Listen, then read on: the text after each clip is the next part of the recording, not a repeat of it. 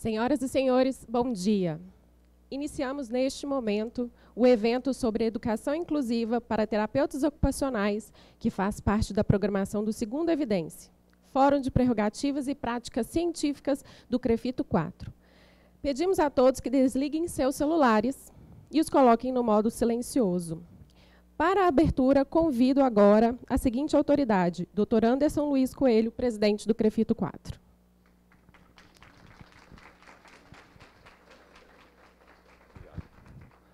Autoridade não, né, gente? Tudo bem? Bom dia. Prazer estar aqui com vocês mais uma vez no Evidência. Não sei se alguém aqui teve o ano passado, o tema, né, diferente, mas quem aqui teve do ano passado que foi sobre integração sensorial? Na América, que foi da organização.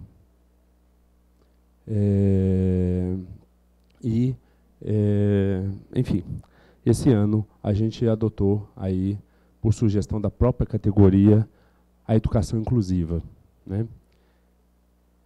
Todo ano, a terapia ocupacional ela aproveita sobremaneira esse fórum de práticas, né, científicas e prerrogativas do CREFITO 4. O ano passado, né, a gente não tinha nenhum amparo normativo para a integração sensorial, e da nossa comissão organizadora, da Câmara Técnica, surgiu uma proposta para o Conselho Federal, e a Patrícia Luciane, doutora Patrícia Luciane, colega de vocês, terapeuta ocupacional, vice-presidente do COFITO, que está aqui, né, veio aqui anunciar a boa nova de que o COFITO tinha abraçado a ideia e que já estava com a minuta pautada para o colegiado, e socializou aqui, inclusive, para colher contribuições, e levou contribuições desse plenário, né.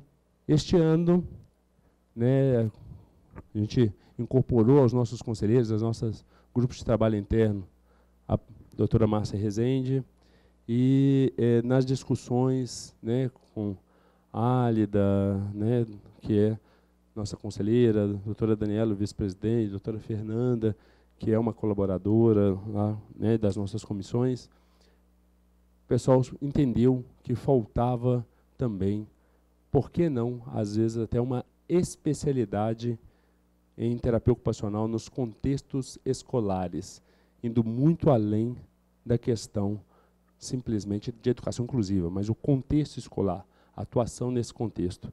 E aí o CREFITO 4 já formalizou isso para o Conselho Federal, né, solicitando e colocando o produto que foi, né, dessas discussões para chegar nesse evento, para que o Conselho Federal estudasse essa viabilidade, nos colocando à disposição para subsidiar. E a gente logo mais vai ter uma mesa aqui com um deputado federal que, enfim, tem uma visão dele em relação à educação especial, por isso é importante estar aqui para ouvir o nosso lado, né, com o pessoal da Secretaria de Educação do Estado, da Educação Especial, enfim, com um advogado que trabalha com os direitos legislativos. Então, assim, eu acho que a terapia ocupacional ela sempre tem aproveitado muito esse fórum e sempre tem sido um marco com repercussão nacional, né? Desculpe, mas eu acho que isso é verdade, porque o produto aqui tem sempre tido repercussão nacional, porque vai uma contribuição sempre daqui. Então, o que eu desejo para vocês, mais uma vez, é que vocês tenham proveito nesse evento, em termos de apropriar de conhecimento, para que saiam mais qualificados do que entraram, com olhares mais abertos ou mais atualizados para voltar para as práticas, se já estão na educação, né, na área de contexto escolar, ou, se não, que abram também a visão para esse campo de trabalho. Tá, eu queria pedir só para que levantem, só para que vocês vejam, nós estamos aqui com a diretoria, né, doutora Flávia, doutora Daniela, doutor Herman, tá? Só para vocês conhecerem, doutor José Renato nos prestigiando, presidente do CREFITO 3, e eu queria que a doutora Patrícia não saiu lá de Curitiba, né, mas do Conselho Federal, para não deixar de falar um oi, e aí eu vou quebrar o protocolo passando para ela, e daí vocês já continuam o evento. Desejo sucesso, a gente fica com o evento paralelo, então a gente fica batendo lá e cá, eu tenho falas lá, né, e falas aqui, né, então, enfim, mais sucesso aí. Bom dia a todos. É um prazer estar aqui com vocês mais uma vez, né? Como o Dr. Anderson mesmo disse, nós temos o Conselho Federal de Fisioterapia e Terapia Ocupacional tem colhido um produto muito rico desse evidência aqui. Então, eu tenho absoluta certeza que vai ser um sucesso, como é tudo que vocês aqui do CREFITO 4 se propõem a fazer. Então, eu agradeço a presença de todos, coloco mais uma vez o COFITO à inteira disposição de vocês e tenho certeza que, assim como foi o ano passado, eu vou sair daqui com uma pasta cheia de encaminhamentos e tenho mais certeza ainda que, nas mãos de tantos especialistas aí, nós vamos conseguir levar esse nosso pleito de uma especialidade em contexto escolar. Nós temos aqui também a nossa presidente do GT, de educação do COFITO, que é a doutora Ana Rita. Então, ela já está alinhada, já falei no nome de todas as pessoas que nos reunimos aqui no CREFITO 4, já disse que todos vocês que trabalham no interior e que têm muito a contribuir com a educação inclusiva vão estar contribuindo conosco. Então, o que eu espero é que essa troca seja muito rica, e eu estou aqui à disposição para que vocês possam trocar conosco também, nos ouvir, enfim. Tá certo? Muito obrigada pela oportunidade de estar aqui com vocês mais uma vez. Já estou agendando o Evidência do ano que vem, outubro, novembro, já vou deixar agendado, porque realmente esse é um espaço que vocês têm aqui de grande valor. Então, aproveitem. Saibam valorizar, porque não é em todo regional que é proporcionado aos profissionais momentos como esses, que são gratuitos e que são muito ricos. Então, aproveitem. Se tiver algum colega a caminho, avisa, vem que vai ser legal, nós vamos estar esperando vocês. Tá bom? Muito obrigada, um bom proveito, e eu tenho certeza que nós vamos sair daqui todos plenos de conhecimento. Tá bom? Muito obrigada. Bom dia a todos e a todas, acredito, mas é todas, né? Acho que não tem nem um TO. Ah, tem sim. O Gêmea está lotado, que coisa boa. Bom dia mesmo. O CREFITO está sempre de portas abertas. Obrigada pelo reconhecimento de vocês, engrandecer o nosso evento. A gente fica trabalhando o ano inteiro pensando com carinho, quem que a gente chama, a gente se reúne, né? A gente procura nomes, a gente corre atrás, realmente para fazer um evento bonito, para fazer um evento muito proveitoso cientificamente. E é isso. A doutora Ana está falando, a gente passa uma pessoa bacana, passa uma pessoa competente, a gente laça ali, fala, vamos com a gente.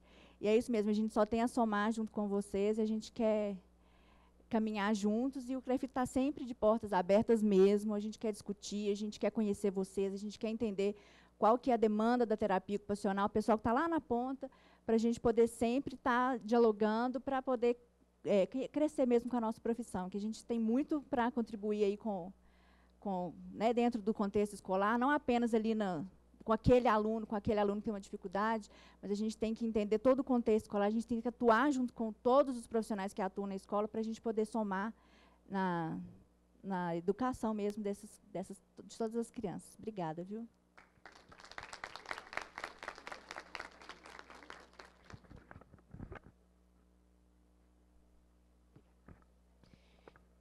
Iniciaremos agora a primeira palestra do nosso fórum, com a presença da doutora Márcia Bastos Rezende. Ela é terapeuta ocupacional, formada pela Faculdade de Ciências Médicas de Minas Gerais, doutora em Fisiologia pela UFMG, professora aposentada da UFMG e consultora sobre inclusão escolar desde 1991. A palestra é Implementação da Política da Inclusão no Contexto Escolar.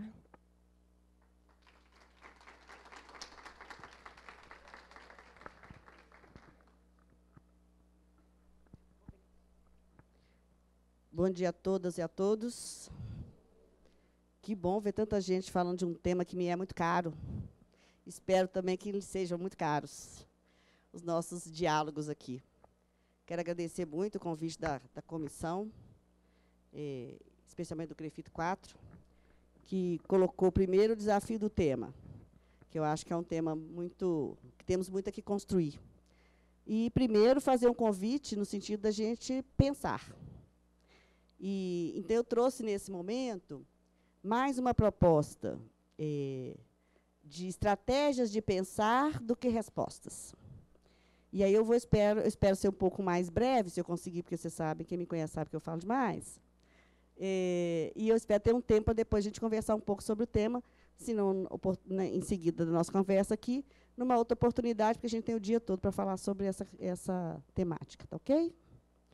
Bom, o primeiro desafio que eu tenho para vocês é a gente fazer uma reflexão sobre as nossas práticas.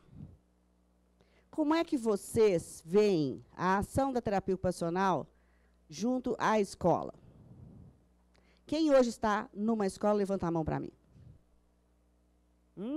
Que bacana, tem muita gente. Quem hoje tem uma prática clínica e faz uma inserção na escola, levanta a mão para mim. Aumentou mais ainda. Muito bom. Quem nunca teve uma prática na escola? Poucas pessoas. Então, tá bom. Nós temos um grupo bastante variado. Que coisa boa. Bom, aí eu queria pensar o seguinte. Quais são as nossas limitações dentro das práticas ou na forma que a gente está levando a terapia ocupacional para o contexto escolar? Alguém quer me ajudar? Tem que falar bem alto, tá, gente? Eu repito de cá. Então, vamos fazer uma pergunta mais direta. Quando nós fazemos alguma sugestão de alguma adaptação para o aluno, vocês sentem que a escola, em geral, é acolhedora? Não, não é. E se consegue implementar a nossa sugestão? Pois é. Quando nós fazemos formação, vocês veem uma eficácia sobre a nossa informação com aqueles colaboradores? Vocês veem que a formação é suficiente para esse indivíduo traduzir para a sala de aula? Dificilmente, né? Obrigada. Então, qual que é a nossa ideia? Nós temos trabalhado sob uma perspectiva, especialmente do modelo de orientação ou capacitação. Concordam? Essa tem sido a nossa prática em geral.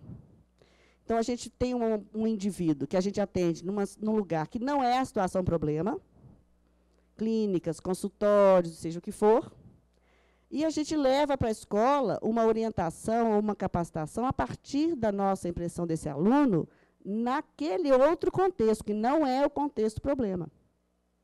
A escola tem uma outra demanda, tem uma outra rotina, e ele está no coletivo. Então, aquele aluno que está conosco na clínica ou no consultório não é o mesmo indivíduo que está na escola. Então, este é um problema. Então, a nossa capacitação, muitas vezes, fala, por exemplo, de diagnósticos psicológicos, pedagógicos ou médicos. Mas isso também não traduz o Pedro, o Lucas, a Mariana, que têm o mesmo diagnóstico, concordam? Se vocês tiverem discordância, a gente me atropela, que eu não vou achar ruim, não. Bom, então, esta é uma limitação, na minha opinião, na minha prática. O outro é o modelo de supervisão. Quando a gente vai à escola, leva uma temática, ou leva uma situação problema, ou leva um estudo clínico, ou um paciente que você está atendendo, e vai tentar construir com aquela escola, você não está no dia a dia da escola, e leva algumas sugestões de implementação também. Para nós é muito simples isso.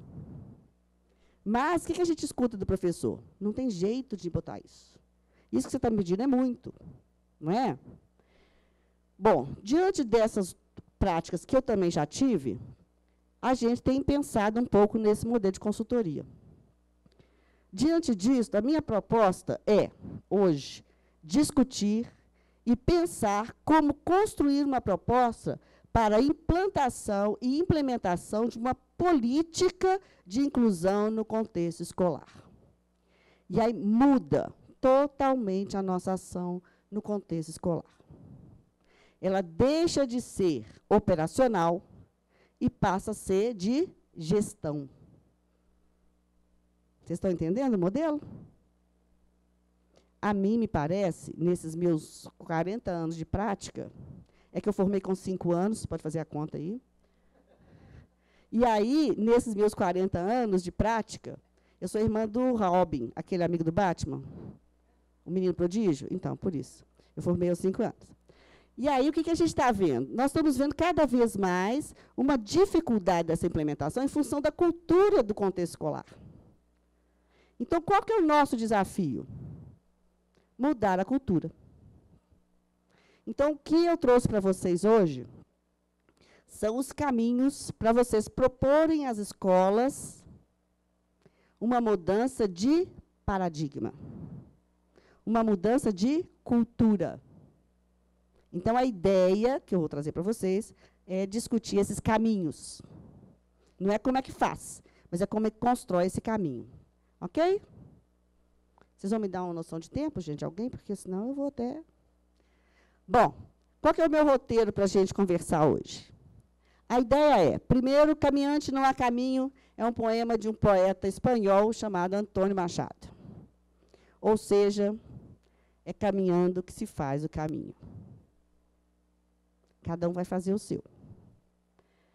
Vou falar um pouco dos pilares teóricos, das perspectivas teóricas e metodológicas para a construção do projeto, quando a gente pensa no contexto e na ação operacional. Um pouco das perspectivas teóricas e metodológicas para a implementação do projeto, ou seja, mudança de conteúdo ou conceitual. Como construir um projeto. Como vender o projeto, que eu vou mostrar para vocês que eu tomei um outro rumo. E a meta-desafio para a terapia ocupacional, que eu vou colocar aqui para vocês. Por fim, a bibliografia e, quem sabe, um bate-papo, que eu espero que dê tempo. Ok? Bom, um pouco do meu percurso. Eu sou terapeuta ocupacional, formada pela Faculdade de Ciências Médicas de Minas Gerais. Na época, não tinha curso de TO no UFMG, eu sou dinossauro na profissão. O meu CREFITO tem só 3 dígitos, hoje já são 5. Então, né, vocês têm ideia de como é que eu sou meio antiga no processo. No período das ciências médicas, existiam as escolas especiais, e eu trabalhei o tempo inteiro nas escolas especiais, com crianças especiais, chamadas excepcionais naquela época. Eu fiz parte do processo de mudança da nomenclatura, mudança de lei, implementação da LDB. Eu estava no bonde quando o bonde foi mudando de percurso, tá, gente? Sofrimento para todo canto, né, gente? Bom. E aí, depois eu tive um consultório, onde eu atendi crianças com necessidades educacionais especiais e fazia orientação e supervisão nas escolas desses alunos. Outros, pouco mais de 4 anos nessa experiência, porque, em seguida, eu fiz o concurso no UFMG e acabei fazendo exercício de docência. No exercício de docência, os meus temas de estudo sempre estavam vinculados ao desenvolvimento infantil.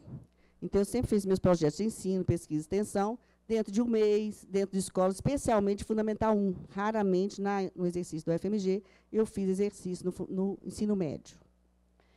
Lá nós fizemos, principalmente, ações nas escolas públicas. Em função de eu ser vinculado a uma universidade pública, eu prestava serviço para escolas públicas, pela lógica e pela ética. Além disso, quando eu me aposentei, então, em 2014, eu acabei fazendo um projeto de vida, que eu fui atropelada. Meu projeto de vida era viajar a passeio, mas eu estou viajando a trabalho também. E começamos a fazer uma outra proposta. O que aconteceu? Hoje eu faço, a partir de um desafio que me foi feito, um convite. No ano passado, uma escola me convidou para desenhar um projeto de implementação da política para aquela escola. E aí, hoje eu faço consultoria em algumas escolas de redes nacionais. São aproximadamente, nas redes que nós trabalhamos hoje, nós temos em torno de 30 escolas. Não estamos atuando em todas. Estamos atuando em algumas unidades de grandes redes. Tá? Para implementar a política de inclusão nesse contexto. De forma sistemática, tem 1 ano. Ou seja, tem 1 ano que eu mudei totalmente a minha carreira. Estou aprendendo outro percurso. Resultado disso é efeito. Hoje nós temos uma equipe, um time de 8 terapeutas ocupacionais. Estão algumas aqui, por favor, colegas, que tem uma, ali tem outra. Levanta ali 2 ali atrás. Levanta a Paola, Isabela. Nós somos 8 TOs. E a nossa ação é exatamente implementar ou desafiar as escolas, ou propor às escolas um projeto de implementação de política de inclusão, onde o operacional é o mínimo. A nossa ação é muito mais no sentido da educação do que da ação operacional. Essa é a grande meta. As entradas nessas escolas são a partir de grandes projetos ou de demandas específicas. Ou seja, tem escola que nos convidam para implementar a política. E há escolas que nos chamam para atender demanda específica de alunos e a gente faz uma educação inversa. Para isso, você tem que ter uma série de conhecimentos, que eu vou mostrar agora os caminhos, para a gente conseguir entrar nessa escola, nessa perspectiva da política de implementação e não da ação operacional. Bom, nós temos esse trabalho, mas eu continuo caminhando e aprendendo. Tá fácil? Hoje eu trabalho mais do que nunca. Hoje eu levanto 5 da manhã e só chego em casa depois das 8 e continuo fazendo coisas depois das 8. Vocês terem uma ideia. E continuo trabalhando de domingo a domingo. Bom, vamos falar um pouco, então, desses pilares teóricos que nos sustentam. O que eu tive que estudar? O que eu tive que escolher para trabalhar e fazer essas propostas para as escolas? A primeira coisa é um conceito básico. Terapia ocupacional na clínica, na escola, não é clínica. Não é clínica. Então, não é para tirar aluno da escola, da sala de aula, para fazer a intervenção dele no outro espaço que não sala de aula. Não é para usar modelos de avaliação e de intervenção para fazer intervenção com esse aluno, seja avaliativa ou seja de intervenção. A ideia não é normalizar esse aluno. A ideia não é fazer ações pedagógicas. Isso não é da nossa especificidade, isso não é objeto da terapia ocupacional. Ainda que muitos de nós tenhamos a especialização em psicopedagogia, mas a ação não pode ser pedagógica. Isso cabe ao especialista da área. Ok? Então, a primeiro conceito que tem que nortear a construção do projeto é essa aqui. A atuação da TO na escola é diferente de atuação na clínica, ou da ação no sentido de normalizar, ou de ações pedagógicas. Por quê?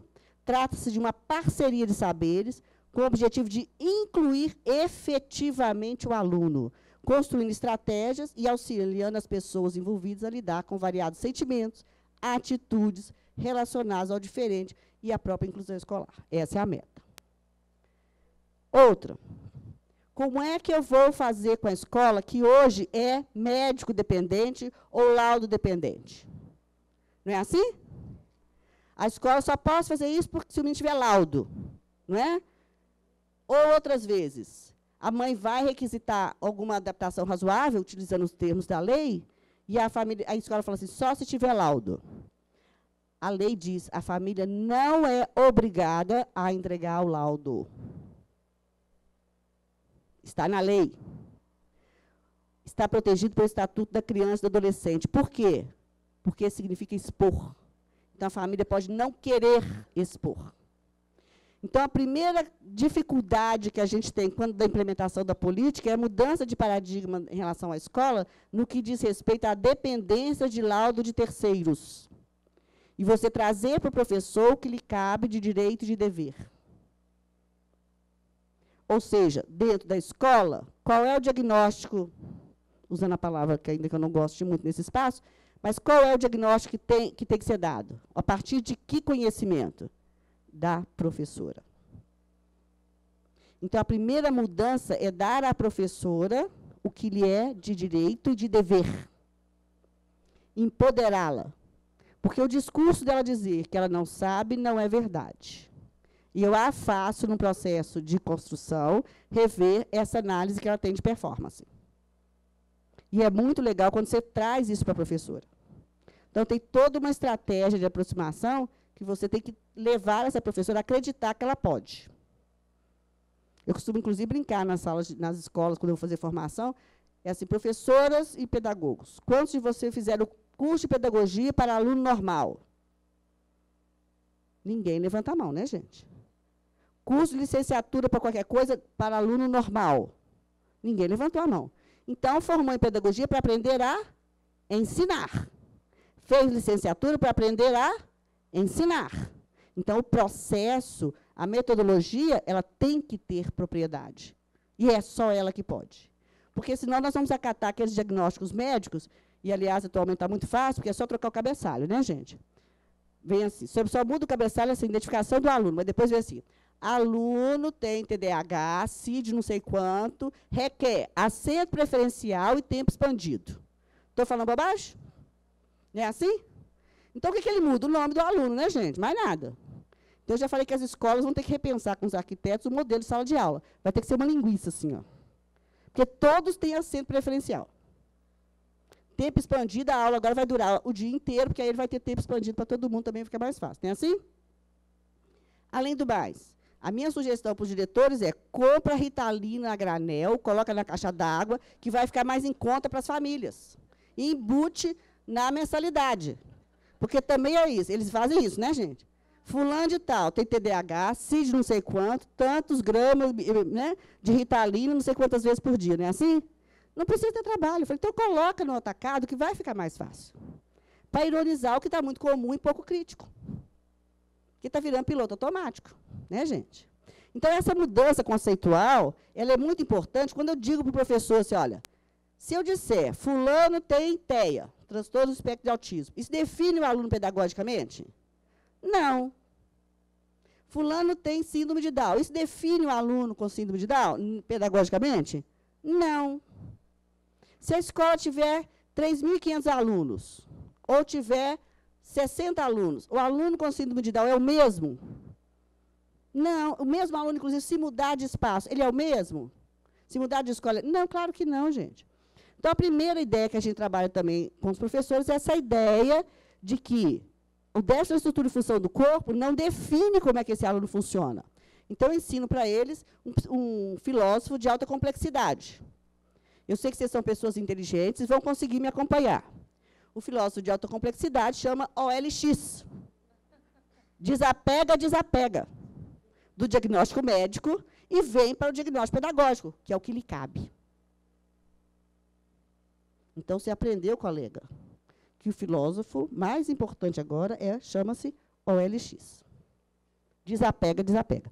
Então, é outro processo de mudança de paradigma de novo. E eu passo a responsabilidade para quem, gente? Para o professor, para a escola. Para a escola. Do diretor ao porteiro e do porteiro ao diretor. Ok? Para além disso, eu também tenho que ter um conceito de TO, que me norteia. Particularmente, eu gosto dessa perspectiva, que é essa ideia dinâmica, né? De que aluno é esse, que ambiente é esse, e aí ambiente humano e não humano, que eu gosto muito da ideia da Riley, e que ocupação é essa que ele tem que desempenhar naquele contexto. Então, o professor não pode se agarrar àquela ideia e falar assim, também a família, né? Com aquela mãe, né? Vocês nunca escutaram isso, já? Então, eu já, vocês acreditam? Com aquela família não tem jeito. Também, né, gente? O menino tem síndrome de Down, né? Não tem jeito. Tudo é culpa de quem? Do outro. Qual que é outro desafio de reflexão sobre a postura da escola? E o que é que eu tenho com isso? Tudo. A partir do momento que a criança entrou do portão da escola para dentro, esta é a nossa tarefa, é fazer esse aluno mudar. Então, que aluno é esse? Como é que ele funciona nos diferentes ambientes e com as pessoas da escola? Que tipo de ocupação? E aí, tarefas e atividades que eu estou propondo para ele? Que tipo de equiparação eu estou propondo para ele? Qual é a complexidade de tarefa que eu estou dando para esse aluno? Eu estou sendo, de fato, justa com ele quando eu ofereço equiparação? Como é que a comunidade recebe essa equiparação? Né? Porque, às vezes, você coloca o tempo expandido para um aluno, a outra mãe fala assim, uai, se ele pode, o meu também pode. Isto é o quê? Conceito de inclusão do leigo. Vocês estão vendo que, quando eu trabalho em inclusão, não dá para trabalhar só com os colaboradores, nem com os professores. Você tem que trabalhar com a comunidade educativa. O que é conceitualmente comunidade educativa? Colaboradores, alunos e famílias. Ou seja, a mudança de paradigma tem que colocar como sujeito toda a comunidade educativa. Não dá para você fazer qualquer ação operacional se você não tem a cultura em toda a comunidade educativa. Porque quando você colocar uma criança com uma deficiência grave, as famílias vão achar que você está atrapalhando o processo educativo do filho dele, que é típico. Né? E hoje eu trabalho em escolas cujo perfil socioeconômico e político é muito alto. muito alto. Se antigamente a minha Savassi era venda nova, para trás, né? Porque eu trabalhava com escolas públicas, de periferia. Hoje, eu trabalho com escolas de alto nível socioeconômico e político. Então, se você não tem a comunidade agregada, tende a dar errado. Além disso, gosto muito do modelo proposto pela Missiuna, da perspectiva teórica de como é que você age na escola, nesse modelo Partnering for Change, ou P4C, que é um modelo que trabalha na perspectiva do desenvolvimento das competências através da colaboração e capacitação no contexto. Ou seja, todos são sujeitos no processo, inclusive o aluno. Então, nas escolas que nós trabalhamos hoje em 4 grandes redes nacionais de escolas, cada uma tem 17, a outra tem 5, a outra tem 6, a outra tem 8 escolas no Brasil, fora as pequenas que a gente trabalha, são escolas mais pontuais. O que a gente vê é, se todos não são convidados a participarem da construção, dá errado.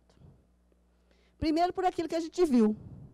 Quando nós levamos a supervisão, a orientação para a escola, a gente fala de um aluno de 4 paredes nosso lá. Nós não estamos na situação problema. A outra é o conceito impositivo, aquele conforto, de certa forma, do modelo médico. Assento preferencial, tempo expandido. Nós estamos fazendo isso de outra forma. Concordam? Nós estamos falando de um aluno em 4 paredes para um contexto coletivo, de rotinas impostas, de outras exigências, de uma complexidade completamente diferente daquela do atendimento na clínica ou no consultório. Então, quando você começa a trabalhar sobre o modelo da colaboração, e isso é um grande desafio no nosso processo de educação, do exercício profissional, que a gente foi criado no modelo médico, a gente sabe e você não sabe, né? E muitas vezes a gente entra na escola nesse status, mas a gente não sabe do aluno. Quem sabe do aluno é o professor que está com ele ali de segunda a sexta, de fevereiro a dezembro. Então, a gente tem muito mais o que perguntar do que a orientar diretamente. Tá? Então, essa é uma perspectiva teórica que eu gosto muito, tenho estudado muito sobre ela. E qual é o conceito de inclusão que eu penso? Nós vamos pensar que incluir a prática de atender todas as necessidades de todas as crianças, independente do seu talento, deficiência, origem socioeconômica, origem cultural, em escolas e salas de aulas provedoras. Então, se hoje eu trabalho numa escola que tem 3.500 alunos, quantos alunos, o termo é péssimo, e eu não gosto, e a gente desconstrói também esse conceito nas escolas. Quantos alunos de inclusão vocês imaginam que eu tenho numa escola com 3.500 alunos? Quantos? A literatura fala que você tem no Brasil, em torno de 15% a 20% de alunos com problema de escola, na escola, tá, gente? Nos Estados Unidos, 7 a 10. Mas, sob esse conceito de mudança de paradigma, se eu tenho 3.500 alunos numa escola, eu tenho quantos alunos para incluir? 3.500. Alguns precisam de ajuda. Se eu tenho uma escola com 9.000 alunos, quantos alunos tem para incluir? 9.000. E as suas famílias, e os 500 colaboradores daquela escola. Esse é o nosso desafio, a nossa realidade hoje. É com isso que a gente está trabalhando hoje. É sobre esse olhar. Eu tenho, então, todos têm que ser incluídos. E na perspectiva da funcionalidade, a gente pensa que não é em função da deficiência. Você pode ter um aluno pode ter sofrido bullying por causa da cor, porque é bolsista na escola, porque é filho do funcionário que é porteiro e está lá com o filho do político tarará, que tem sobrenome, o dele é Silva. Nada contra o Silva, né, gente? Para dizer do que é mais comum para nós, né? Ok? Então, a ideia da gente, primeiro, é essa. Não tem aluno de inclusão. Esse termo é muito inadequado. É muito inadequado. Então, se você quer mudar o conceito ou a visão da escola sobre inclusão, esse termo ele é inadequado. Porque a professora fala isso, né? Eu tenho 25 alunos, ainda tenho fulano. Não é assim? E quando você escuta isso, a primeira pergunta que eu faço é, ainda que não tenha sido a intenção dela, a minha escuta terapêutica diz o seguinte, eu tenho 25 mais 1, é a primeira vez que, ao inverso, aquele com deficiência foi considerado único.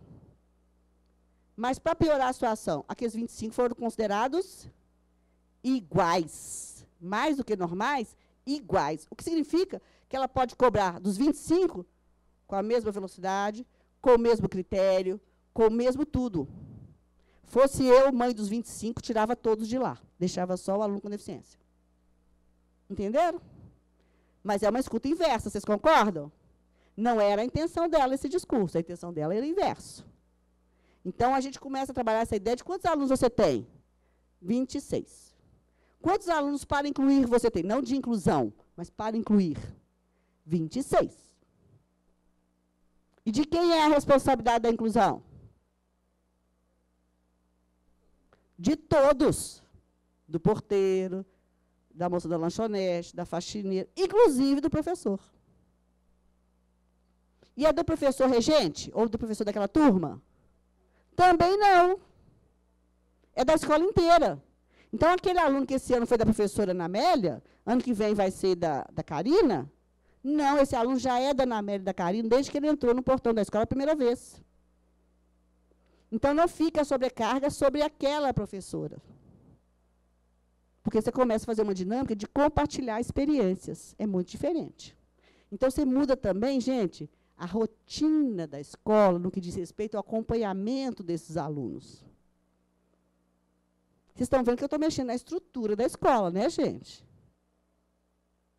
Eu costumo dizer que nessa escola nós não somos as pessoas mais queridas. Porque a gente veio para tirar todo mundo da zona de conforto, né? Então, você tem que ter, inclusive, estratégias para poder chegar na escola. Chegar nas pessoas. Chegar nas professoras, nas famílias. Você tem que estudar isso também. Tá? Bom, raciocínio clínico, gente. Qual modelo de raciocínio clínico eu utilizo ou devo utilizar, ou qual que eu penso que é o melhor neste contexto? Como é que eu vou pensar a ação da terapia ocupacional neste contexto de educação? Houve uma época que, quando começamos a conversar sobre a especialidade da TO, né, nesse contexto, alguém me dizia assim, nós temos que defender a terapia ocupacional na educação. Não. Educação cabe por conceito comum ao pedagogo, ao professor. Não diz da minha especificidade, mas o contexto diz da minha especificidade. Por isso, a minha luta, na época, foi trabalhar com a especialidade de terapia ocupacional no contexto escolar ou nos contextos escolares. A ação amplia, dentro dessa perspectiva teórica. Vocês estão vendo? Vocês estão vendo para onde é que eu estou caminhando, gente? Estão me acompanhando tranquilo? Muito bem. Então, particularmente, gosto muito do modelo científico e do modelo interativo no raciocínio clínico para trabalhar dentro da escola. Por quê? Primeiro, eu ando estudando mais que nunca. Tem um ano que eu estou nessa experiência, né, gente? Eu sou bebê nessa área, nesse campo que eu estou hoje, que é totalmente novo para mim, né, gente? Trabalhei em universidade pública 30 anos, em escolas públicas 30 anos. Hoje eu estou em escolas particulares, com perfil de clientela, com perfil de colaboradores e de famílias completamente diferentes. E numa perspectiva também muito mais macro do que operacional. Ok? Muito bem. Sob a perspectiva teórica e metodológica para a construção do projeto. O que eu preciso saber? O que eu preciso optar? Eu preciso de métodos e técnicas de intervenção. Eu preciso saber algumas coisas. E tem que estudar um pouquinho, tá, gente? Vou pegar uma água aqui, peraí. Eu tenho que saber sobre modelos desenvolvimentais? Tem. O processo de desenvolvimento na escola não é diferente da criança fora da escola. Tem uma sequência e é previsível.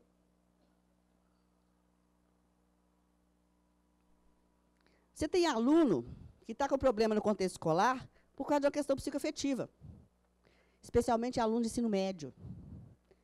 que estão em sofrimento, fazendo automutilação, alunos com anorexias, com insônia e tantos outros problemas de sofrimento. Então, eu preciso ter muito conhecimento sobre essas perspectivas teóricas. Eu preciso ter, sob perspectiva ergonômica, crianças com problema de escrita, postura. E eu preciso trabalhar também com quem, gente? Lembra que eu falei dos colaboradores? Toda empresa tem que ter uma cota de PCDs, pessoas com deficiência. É um termo utilizado pelo Ministério do Trabalho. Então, eu preciso também fazer com que a minha empresa seja inclusiva. Então, eu preciso garantir um trabalho para pessoas com deficiência no meu local de trabalho.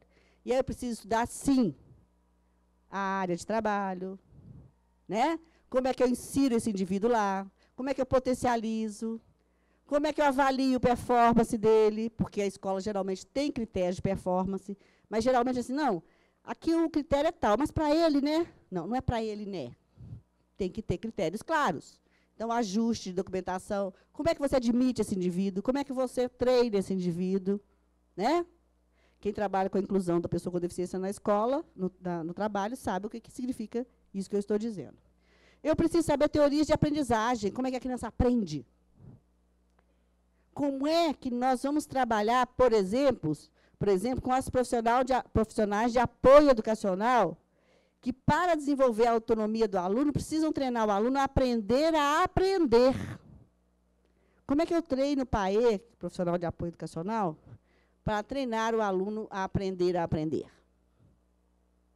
Porque senão eu vou gerar o quê? Dependência. Como TO, a minha meta é a autonomia. Como é que eu ajudo a escola a selecionar o PAE?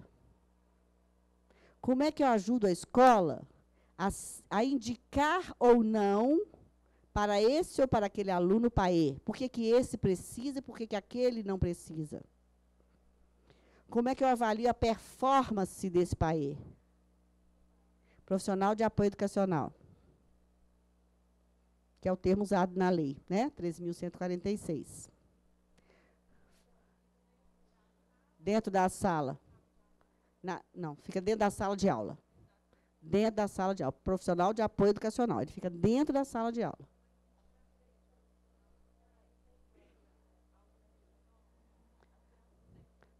OLX para você. Desapega, desapega. Eu também. Ou seja, a escola tem que definir em regimento quem é que define qual aluno recebe o PAE, com base na lei e nas definições e critérios claros que a escola tem que ter, porque as famílias estão judicializando. Acabei de voltar de uma escola no interior de Minas, que a família está pedindo um PAE com um determinado perfil. Então, eu fui para a escola para fazer uma análise do desempenho do PAE e dos programas colocados para esse aluno, para dizer para a escola, ok, você está atendendo as demandas do aluno para ele se defender perante o juiz. Não, é a 13.146, que exige que você coloque o acompanhante de apoio educacional. A que exige, eu vou falar dela. A lei exige, na verdade, essa lei, que é a Lei Brasileira de Inclusão, que eu vou falar dela daqui a pouco, ela exige 3 possibilidades profissionais lá dentro. Um é o atendente, o outro é o profissional de apoio educacional, que é o que fica na sala de aula. Não estou falando de profissional de AE, não, tá? E o outro é o acompanhante. O atendente e o acompanhante, gente, não está bem definido em lei. E o acompanhante de apoio educacional, que é o PAE, é o que a lei obriga no caso de alunos que necessitem. Então, você tem que estar com isso muito bem definido, política e documentalmente na escola. Então, a gente precisa ajudar a escola a construir esse percurso documental, vou mostrar ali para vocês, para que isso seja bem explicitado e claro para toda a comunidade. Até para os que não são necessários esse indivíduo. Eu vou mostrar a lei para vocês daqui a pouco. Ok?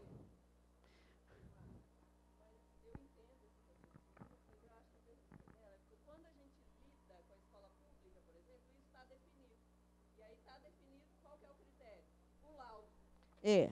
Aí, por isso que eu estou falando. Na particular também está definido dessa forma. O que eu estou querendo dizer é vamos tentar mudar essa concepção. Ok?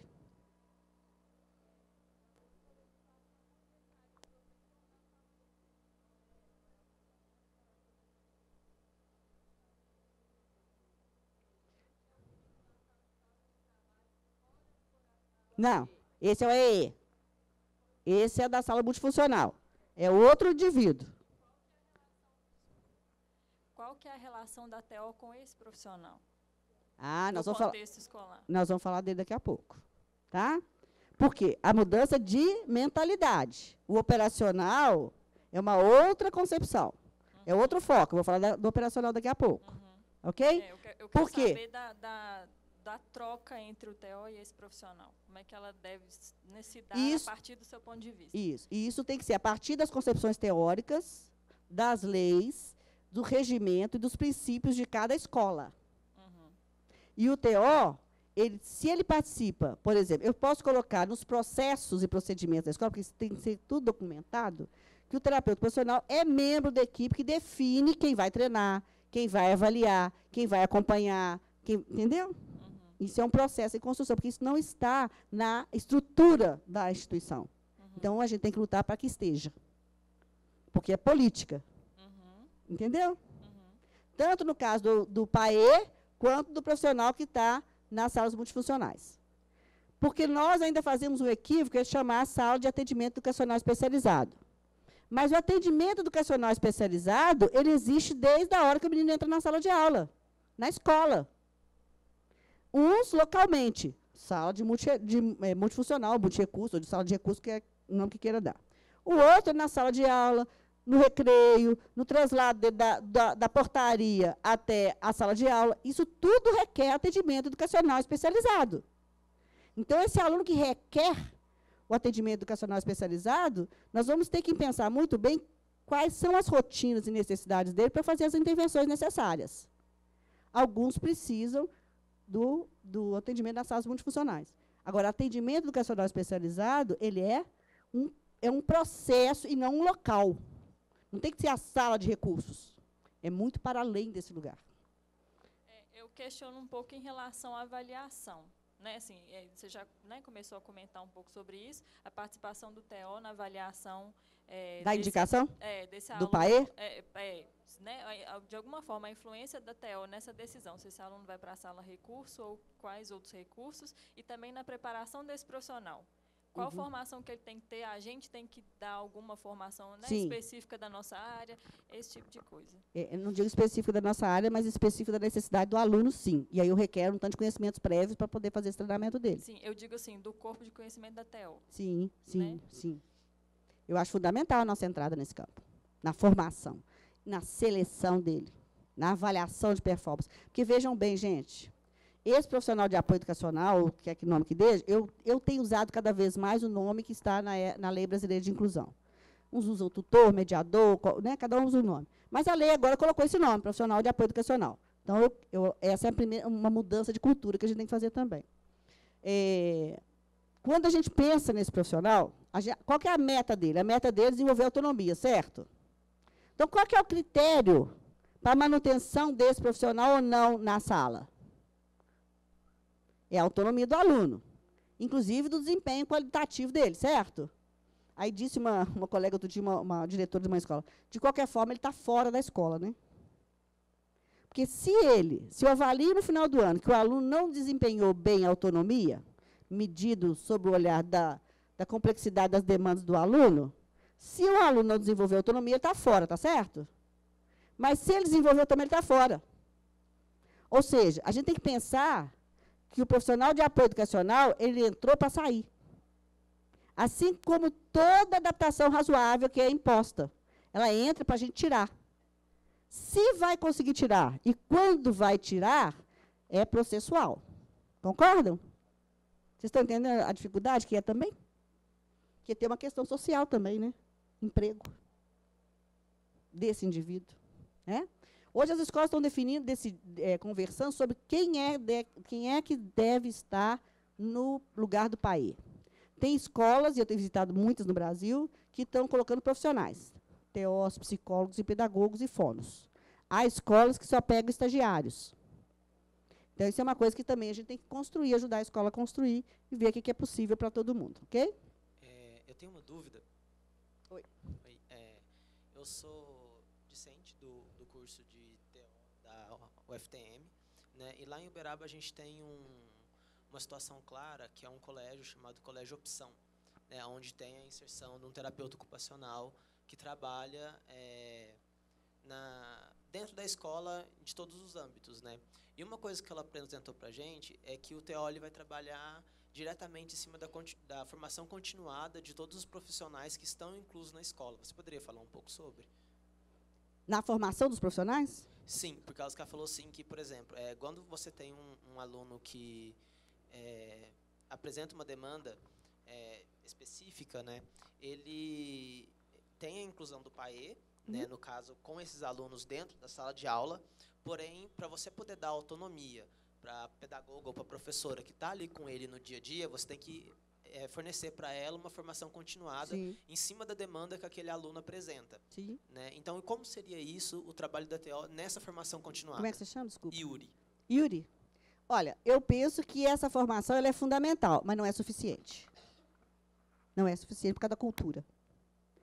Não adianta, eu tenho visto nesses meus 40 anos, quantas e quantas vezes eu fui falar sobre autismo, TO e autista, TO com síndrome de Down, TO com deficiência mental, TO com PC, TO, né? Mas, quando eu falo de TO com PC, eu não falo do Pedro que tem PC. Então, a formação em serviço, ela enriquece nesse sentido. Mas, se eu não tiver uma concepção ideológica naquela comunidade, não vai adiantar nada. Não vai ter eco. Por isso que eu estou falando sobre a questão da implementação da política. A formação, ela é fundamental, mas não é suficiente. Entende?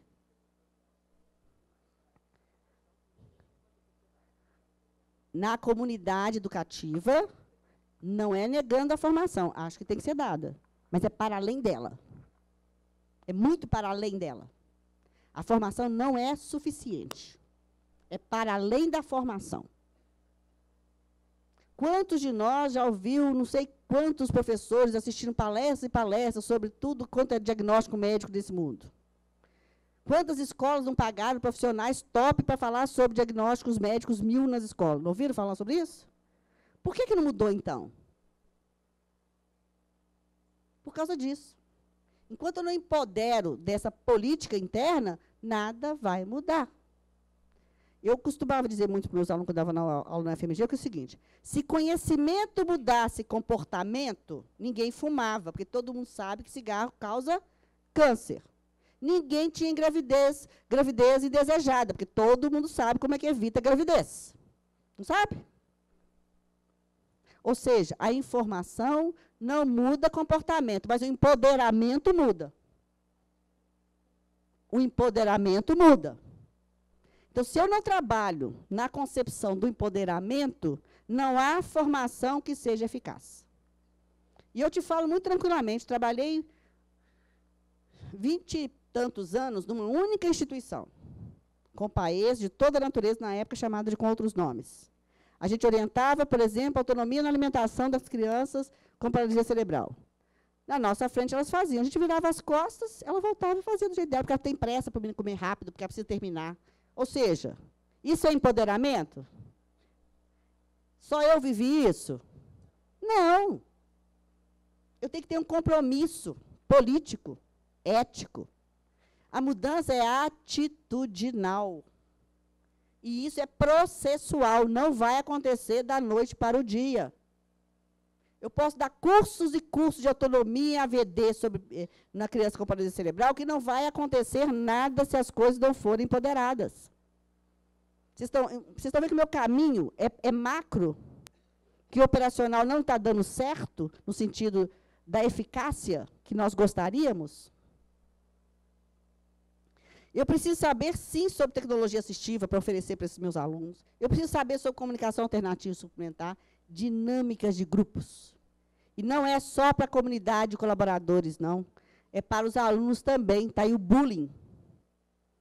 Alunos de ensino fundamental 2, alunos do ensino médio. Gente, para vocês terem uma ideia, esse ano, numa escola que a gente trabalha, Nós tivemos o caso de uma criança de primeiro ano do ensino fundamental.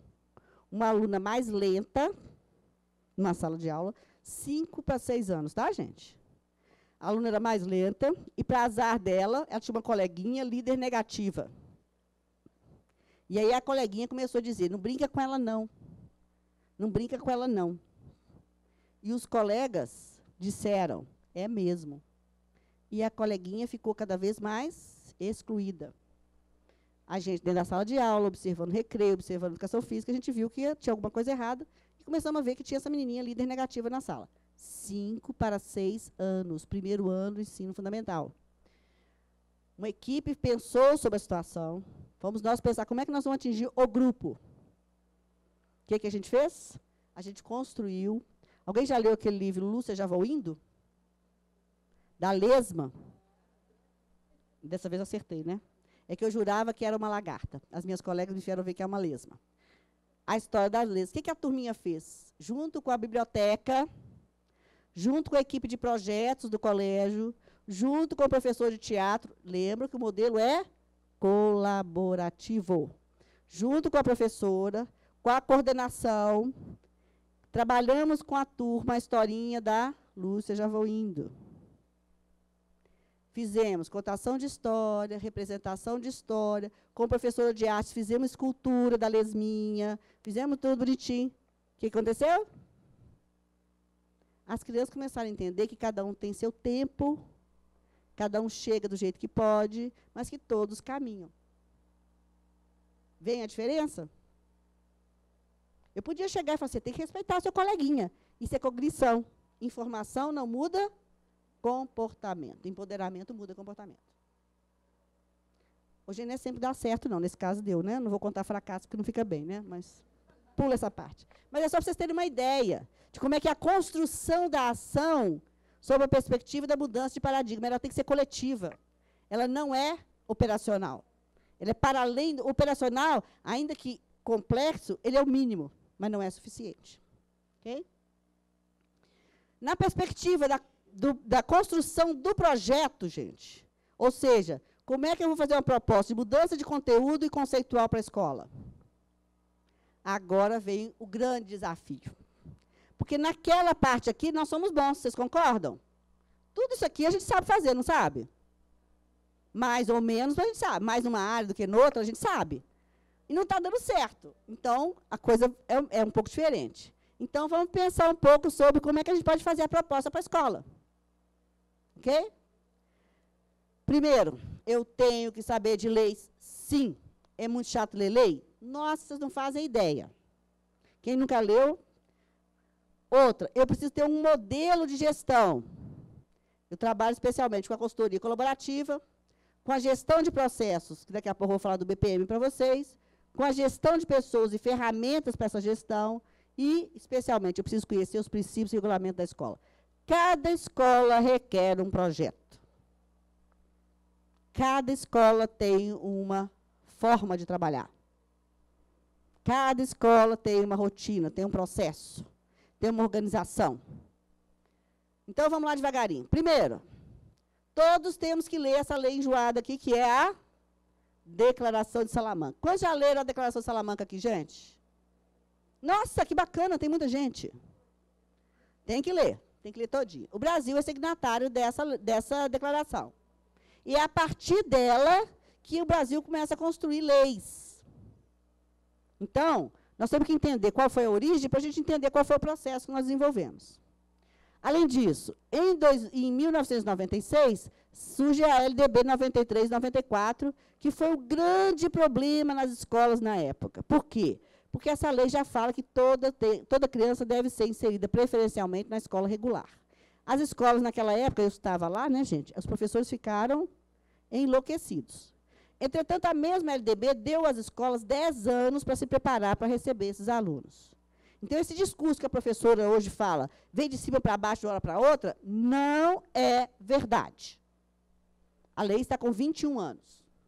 Está na maioridade dela agora. Então, teve tempo? Teve. E para quem gosta e deve gostar, porque se está no campo tem que gostar, o site do MEC quando você coloca lá processo de educação, do lado esquerdo do link aqui tem educação especial. O que tem de livrinho, de receitinha, mas tem muita coisa bacana. Não é para você fazer de forma linear, mas que te faz pensar. Então, falta de material fácil acesso também não é verdade. Vocês estão vendo que é atitudinal? É uma mudança de concepção? É uma mudança de responsabilização? Que é diferente? É? Bom, então essa LDB, ela tem algumas situações que eu gosto de destacar. Deve assegurar currículo, métodos, técnicas, recursos educativos e organizações específicos para atender às suas necessidades, a terminalidade específica para aqueles que não puderem atingir o nível exigido. Aqui tem que ter PDI, né, gente? Senão você não pode dar o certificado de terminalidade específica. E aceleração para concluir em menor tempo o programa escolar para os alunos, naquela época chamados subdotados, e outras altas habilidades. Ou seja, dentro do nosso grupo tem os alunos que estão para menos, mas também os alunos que estão para mais. Especialmente esse segundo grupo tem muito problema de ajuste social, de sobrecarga psicoafetiva, que a gente tem que cuidar. Tá certo? Bom, e aí vem em 2009 o Decreto Federal 6.949, que é a Convenção Internacional sobre o Direito das Pessoas com Deficiência e seus protocolos facultativos, que define discriminação por motivo de deficiência e adaptação razoável. É obrigatório oferecer adaptação razoável. A não oferta de adaptação razoável, está escrito na LBI, é configurada discriminação.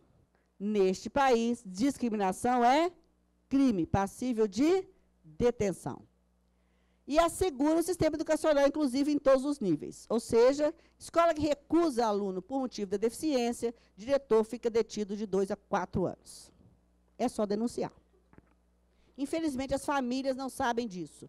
Cabe a nós empoderá-las. E, finalmente, não bastando a LDB, as diretrizes, as políticas públicas, que foram tantas, aqui não tem detalhamento, porque não dá tempo, foram definidos muitos programas de políticas públicas de inclusão escolar. Mas nada acontecia. Então, em 2015, foi publicada a LBI, que é a Lei Brasileira de Inclusão. Quantos já leram a LBI aqui? Levanta a mão para mim. A LBI. Gente, se está na escola, trabalhando com aluno, com estudante, tem que ter domínio 100% da LBI. Domínio, não é conhecimento, não. É tela de cor e salteado. E a LBI ela é bastante interessante, devem ler especialmente os capítulos 1 e 4. O 1 porque define quem é esse indivíduo de que nós estamos falando.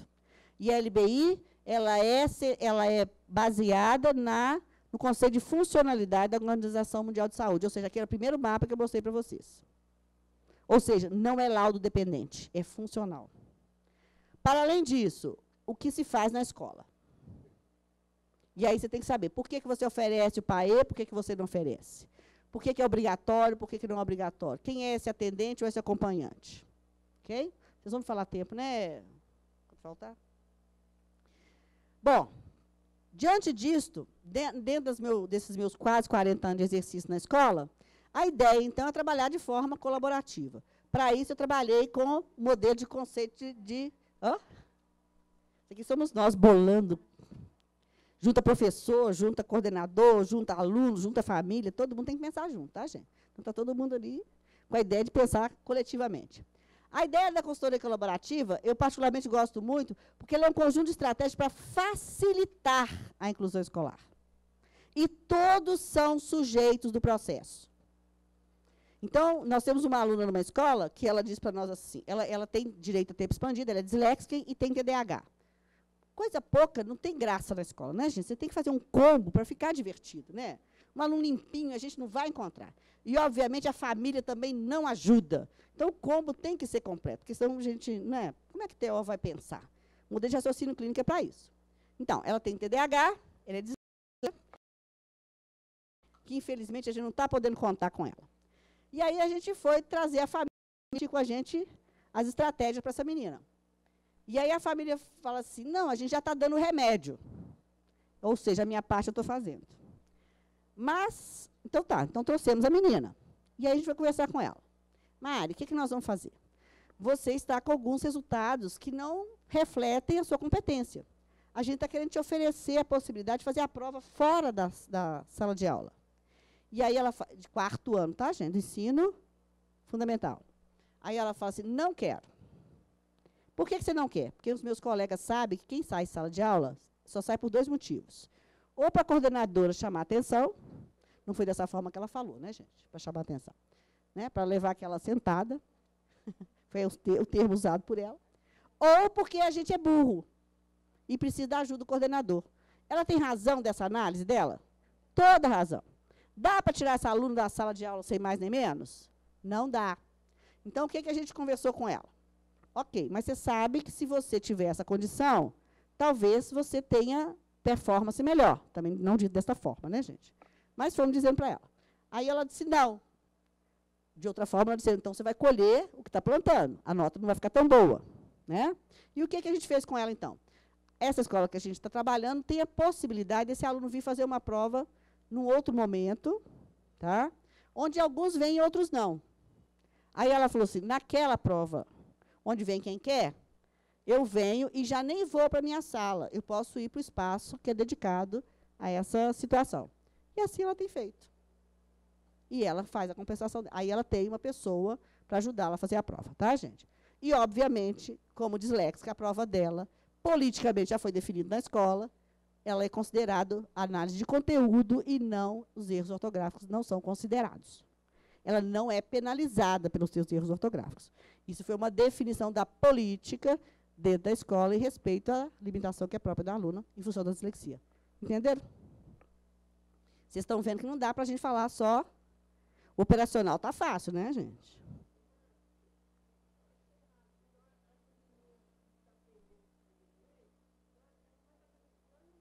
Vai. Vai fazer vestibular e a nossa luta, como tem sido outras lutas vencidas, inclusive, por exemplo, o surdo hoje ele faz prova em Libras. A prova dele é corrigida considerando que Libras é a primeira língua e português é a segunda. E o disléxico, essa é a luta também. Agora, não que esse aluno não seja corrigido na ortografia, não é isso não. Quando ele tem um erro de português lá na ortografia, é colocado de uma forma estratégica como é que ele pode fazer isso, porque o disléxico, o treino é visual. Então, a gente ensina para ele, com outras pistas, como é que aquela palavra deve ser escrita. Outro dia nós vemos uma redação de mim que ia falar sobre o espaço. Ele conseguiu escrever a palavra espaço de 5 diferentes formas, inclusive com CH. 2 S, cedilhas, SC. Ele fez de tudo que vocês imaginarem. A criatividade foi a 1000. O que a gente fez? A gente coloca uma fita do lado da prova dele, coloca a palavra espaço, que ele é convidado a reescrever se ele quiser. Por isso, a gente trabalha em empoderamento com ele. Em geral, ele quer. Então, a gente faz o treinamento visual. Tá? Tem a intervenção. Pode, mas aí, no caso de provas, quando ele vai fazer provas formais, como o Enem, por exemplo, ela não vai treiná-lo para aquela habilidade. Se o prejuízo dele for muito grande, ele é convidado a fazer a prova oral, sim. Tá? Isso ele é convidado. Mas a gente tende, a nossa política nas escolas tem sido dar o mínimo de ajuda possível, até para você não ter uma ideia de qual ajuda foi que foi eficaz. Então, a gente dá o mínimo possível, avalia o quanto que foi adequado. Se precisar mais, a gente vai dando mais ajuda para ele, entenderam? E, obviamente, vai tirando tão logo seja possível também.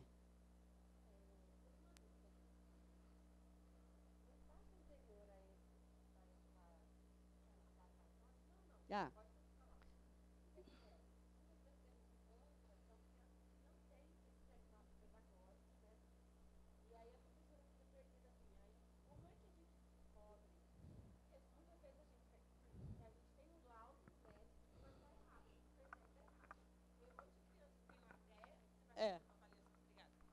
Bom, eu estou rouca, só para complementar a pergunta aqui.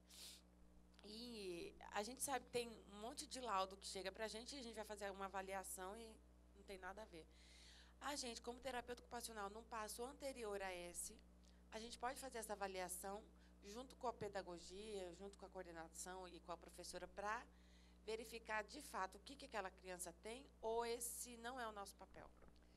Então, na implementação da política, cabe a quem cabe a responsabilidade de quem é de competência. Então, o professor é solicitado a fazer essa análise de performance do aluno pedagógica. E aí nós vamos conversar sobre o diagnóstico pedagógico. Aí eu ajudo a ela a pensar estratégias. Mas quem tem que me descrever o aluno pedagogicamente é ela. Não necessariamente precisa de uma avaliação específica? Não. Tá. Não.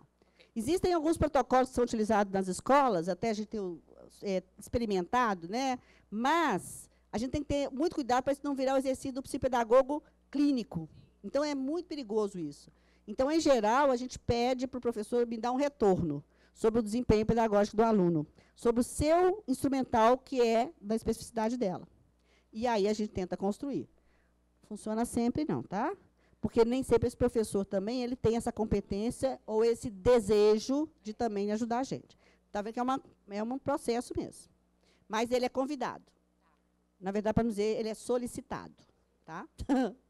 Bom, a outra ideia também, o que é bacana da consultoria colaborativa? Todos assumem a responsabilidade de auxiliar os profissionais da mesma tomada de decisões. Ou seja, o professor ele é convidado a pensar.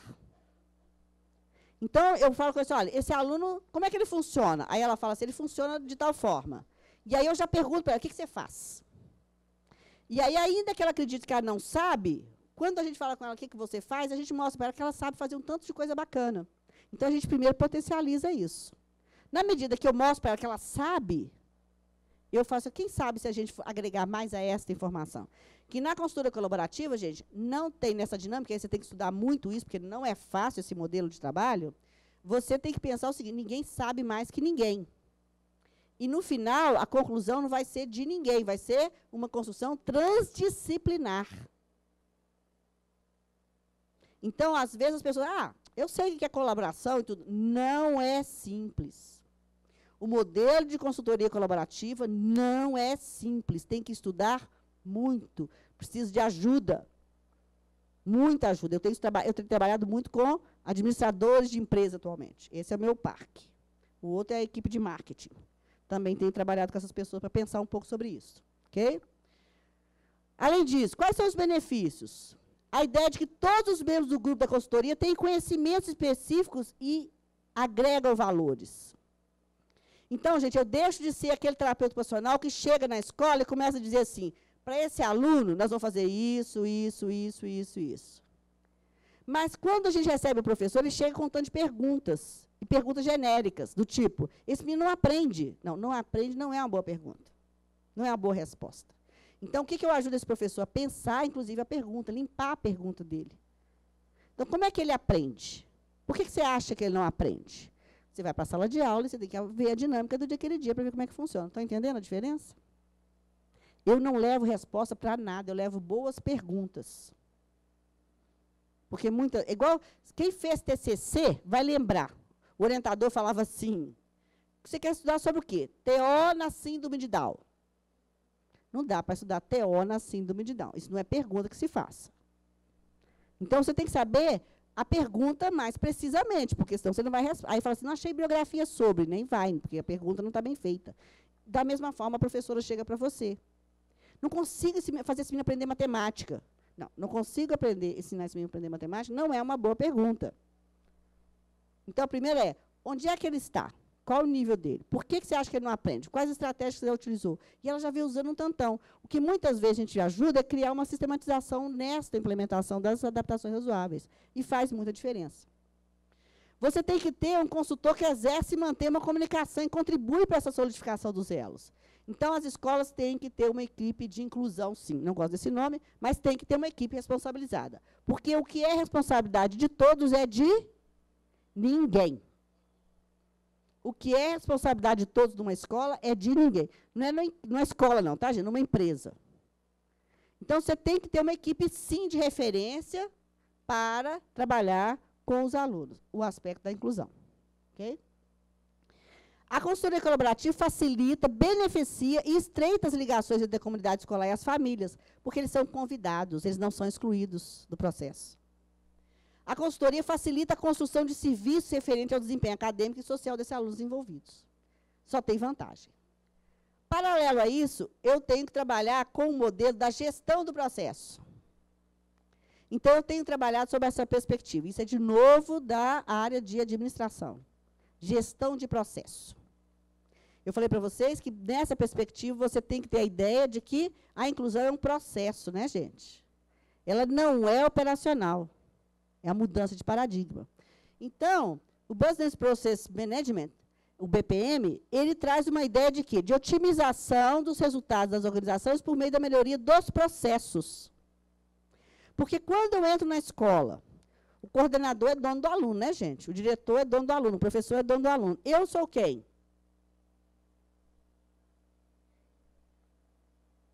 Além de eu ter ido lá para tirar os professores da zona de conforto, eu tenho um outro problema maior, que é qual? Eu passo a ser um parceiro dele. Só que, ao contrário da seriação, que é verticalizada, o processo de inclusão é horizontal. Então, eu tenho um choque de gestão. Então, o que vai acontecer aqui? Nós temos que trabalhar com monitoramento e andamento dos processos de uma forma rápida. E você tem que prestar muita atenção para saber que equipe é essa. De tal forma que eu vou ter um foco, deve ser tem que ser na melhoria, a transformação de processo e a mudança de comportamento e comprometimento das pessoas. Eles são convidados. Então, se você não sabe muito bem sobre gestão de processo, também corre risco de dar errado. Ou seja, você tem hoje uma escola que o modelo é mais ou menos esse, não é? Coordenador, diretor, professor, e tudo assim, série A, série B, série 1, 2, não é assim, gente? Não é verticalizado? E aí, o que acontece? O BPM faz uma proposta de horizontalizar o processo. Eu pego esse menino lá no primeiro ano e vou com ele até a terceira série do ensino médio. Eu pego esse menino lá no quinto ano e vou com ele até onde ele for. Ou seja, eu tenho que trabalhar, gente, e aí o núcleo de inclusão tem que trabalhar nesse sentido, chame o nome que quiser, eu não gosto desse, mas tudo bem. Desde do processo de seleção e admissão do aluno, durante todo o seu percurso dentro da sala, até a conclusão dele, a saída dele na escola. É só isso que esses responsáveis pela inclusão têm que estar envolvidos. Fácil? Impossível? Também não. Difícil, mas é possível. Então, nós temos aqui uma hierarquia onde você tem as atividades, os subprocessos, os processos e o processo macro. Não adianta trabalhar só aqui. Ok? E aí, quando eu chego com esse discurso, gente, vai ter uma turbulência. Eu tenho uma escola que está bonitinha aqui, primeira série, segunda série, diretor, vice-diretor, não é assim? Aí eu entro com um discurso transversal. Olha aqui, num primeiro momento eu nem existo. Quando eu começo a existir, eu faço barulho. Aí eu apareço demais, aí eu incomodo demais. Então, qual é a gestão do processo? Qual que é a meta da gestão de processo? É você ter o quê? Uma estrutura orientada pelo processo e não pela estrutura. Eu vou com o aluno, eu caminho com a família, eu caminho com o aluno. E eu sou quem atravessa as séries. Gestão de pessoas aqui, gente, é fundamental.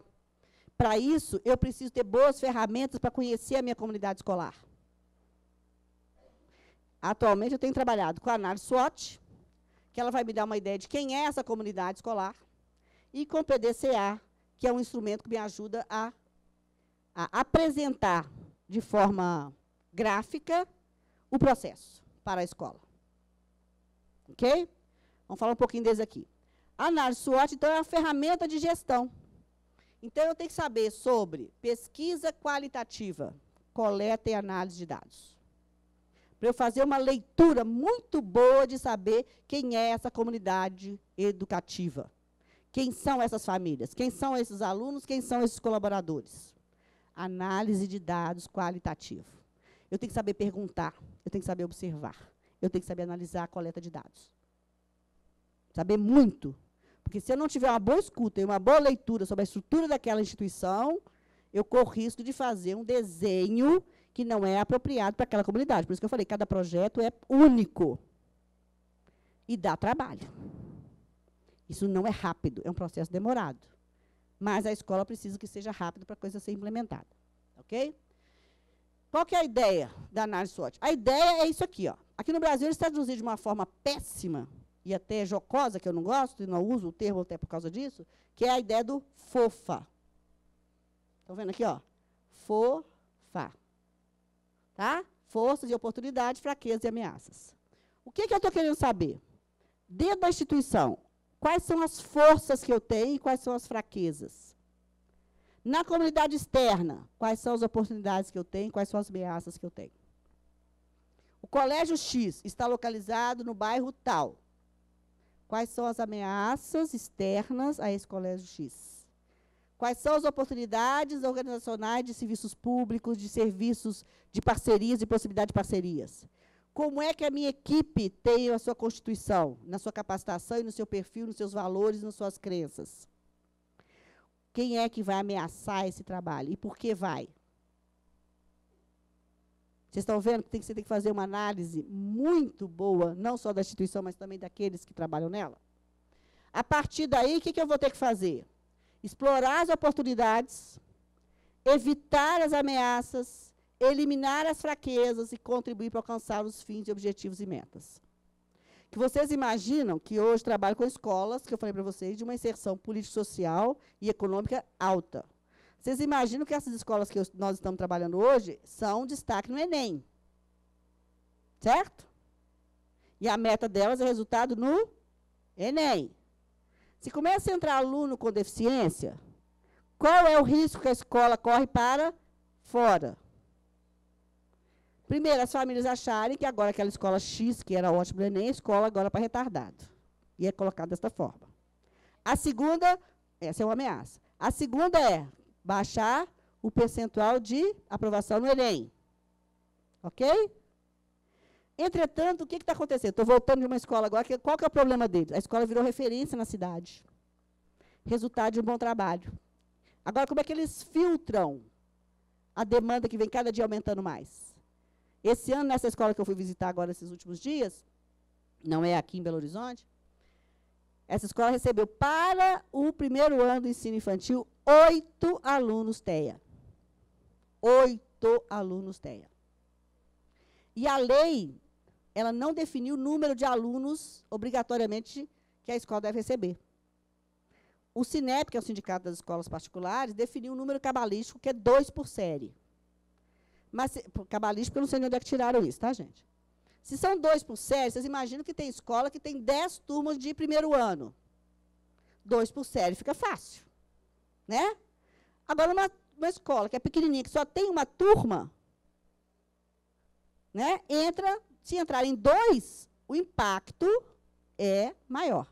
Ainda que a literatura diga que, se você trabalha no modelo de educação colaborativa, e aí requer um outro redesenho da escola, você pode ter até 50% das crianças numa sala de aula com deficiência, que todos funcionam. 50% diz a literatura científica. 50%. Aí o SINEP, para minha dúvida, aumenta mais ainda, porque 2 por série é o número cabalístico mesmo. Bom, ou seja, você tem que fazer um diagnóstico institucional. Quem são esses colaboradores, quem é essa comunidade educativa? E essa análise do ambiente é que vai te dar a possibilidade de construir o PDCA. O PDCA, então, é um ciclo que você desenha como é que essa ação, a partir da sua análise e dos seus conceitos teóricos e metodológicos, vai ser traduzido naquele lugar. E ele vira isso aqui, ó. São 8 passos, onde você vai trabalhar de forma a identificar o problema, a implementar o plano, a checar a eficácia do plano e fazer os ajustes dessas ações. É plan, do, check and action. Entenderam? Isso aqui é o que você, depois dessa análise e coleta de dados todos, e toda a sua escolha de arsenal teórico, metodológico, ideológico, filosófico, seja o que for, o seu projeto vai virar isso aqui. Para cada escola. Aí sim você muda a concepção para aquela escola. Vocês estão vendo que o operacional está fácil, né, gente? Dá para ver? Mas haja flexibilidade, né, gente? Adoro essa figurinha. O indivíduo está lá lendo o livro dele, cozinhando um bolo, e aí fala assim, ó, Não pode estar queimando. Pela receita ainda faltam 11 minutos. Ou seja, por mais que eu colete dados, por mais que eu analise dados, por mais que eu enfrente tudo isso, não vai adiantar se eu não fizer constante reavaliação do processo. É uma mudança conceitual. Tá? Bom, e como é que nós vamos construir o projeto? Aí eu vou para a escola agora apresentar uma proposta para ela. Primeiro, o meu projeto deve traduzir as premissas teóricas, metodológicas, políticas, ideológicas e filosóficas que me norteiam. Eu tenho que ter clareza. Ah, é porque eu acho que isso dá certo. TO pode ajudar. A gente tem um tal de TO pode tudo, né, gente? Não pode, né? Além disso, quais são os eixos para a composição desse projeto? Processual. Em quanto tempo eu acho que isso vai funcionar? Quais são as fases desse projeto? Então, eu tenho a operacionalização do processo e a mudança conceitual. Além disso, organizacional. Como é que eu vou agir na organização da empresa, na estrutura da empresa, na rotina da empresa? Como é que eu vou... Como é que eu vou trabalhar com a parte documental? Nós temos esse grande desafio. Como é que nós vamos trabalhar com... Nós temos que fazer uma mudança no projeto político-pedagógico da escola, no regimento da escola. Tem que estar tudo lá. Por exemplo, lá na lei, né, na Lei Brasileira de Inclusão, fala que pode ter a figura do atendente, que é alguém da família ou não, que recebe ou não, e que vai ajudar os alunos nas suas atitudes básicas. Então, hoje, as escolas estão com a seguinte vulnerabilidade. Criança com disgrafia. A mãe fala assim, olha, como meu filho tem uma letra muito ruim e ele não está conseguindo copiar as tarefas todas, eu vou entrar na sala de aula e vou copiar para ele. Tem nada que impeça. Nada. Está escrito lá. Porque não é obrigação da escola oferecer, mas não tem nada que impeça a família de entrar, ou qualquer pessoa. Pode ser a babá, pode ser a tia, pode ser a mãe, pode ser o amigo, pode ser quem for. Tá? Porque a gente não tem se definido. Então, a gente tem que ajudar a construir isso. Em parceria com os advogados. Meu parceiro está ali atrás. E foco no perfil da escola, né, gente? Que escola é essa? Qual que é o eixo, princípio ideológico daquela escola? Ah, é uma escola Waldorf. Ah, é uma escola construtivista. Ah, é uma escola religiosa. Ah, é uma escola... Se você não sabe, você tem que estar com a sua proposta muito bem desenhada para também não dar atrito ali, né, gente? Porque a tendência é ter atrito sempre. Muito bem. Hoje, eu tenho mais ou menos essa estrutura para oferecer para as escolas. É isso que a nossa empresa oferece. O que a gente faz naturalmente é isso aqui, tá, gente? Ó. Nós, TOs, estamos aqui, ó, tradicionalmente. O projeto da mudança de política é tudo isso aqui, ó. Chama efeito. Não. A Efeito é uma equipe de TOs, em parceria com diferentes profissionais. E tem mesmo. A gente contrata profissionais de toda a natureza para formar a gente, para conversar com a gente. Né? É um grupo que estuda, tem tentado estudar sobre o tema. Tá? Bom, e como é que você vai vender esse projeto, gente? Quer vender, né? É vender. Tem que ganhar dinheiro, exatamente. Como é que nós vamos vender? Conhecimentos necessários. Tem que desenvolver habilidade de empreendedorismo. Onde é que eu tenho essa janela? Como é que eu lanço essa ideia ou essa proposta que é tão diferente? Como é que eu convenço a escola de que ele precisa de mim? Chama a Márcia, não. Tudo que a Teó não sabe é ser empreendedor. Já dizia minha colega Adriana Drummond, né? Nós temos o complexo da osa, para os homens, os osos. Né? A Adriana Drummond, minha colega lá da UFMG, ela fala isso. Teó nasceu de uma raiz da osa. Generosa, bondosa, caridosa. Né? O generoso, caridoso e bondoso. Não, gente, nós temos que vender trabalho. A gente, muitas vezes, nós vamos dar preço da nossa consulta, meio assim, aqui. A mãe fala, quanto é que custa a sua consulta? Você fala assim, é 200. Mas se você quiser, eu faço por 150. A pessoa nem pediu desconto, você já está se desculpa, mas tem que cobrar. Não é assim? A gente é péssimo. Então, vejam bem, você tem que fazer o quê? Um planejamento estratégico. Quanto custa a minha hora de trabalho? Hoje eu estou aqui 1 hora e pouco. Quantas horas eu trabalhei para estar aqui 1 hora? Quanto que eu estudei? Quanto que eu investi? Isso não tem preço, é igual cartão de crédito, né? Não tem preço. Então, a minha precificação não é em função da minha hora parada. Eu não estou recebendo nada para estar aqui, não, tá, gente? Mas é essa conta que você tem que fazer. Quantas horas eu preparei para estar naquele lugar? Então, você vai... Aí você fala, nossa, está caro. É. Mas é o que eu preciso para poder trazer um trabalho de qualidade para vocês. Então, não dá para ficar, né? A outro problema que nós temos, então, é a precificação. Quanto custa a minha hora trabalhada? Quanto custa a minha hora de trabalho?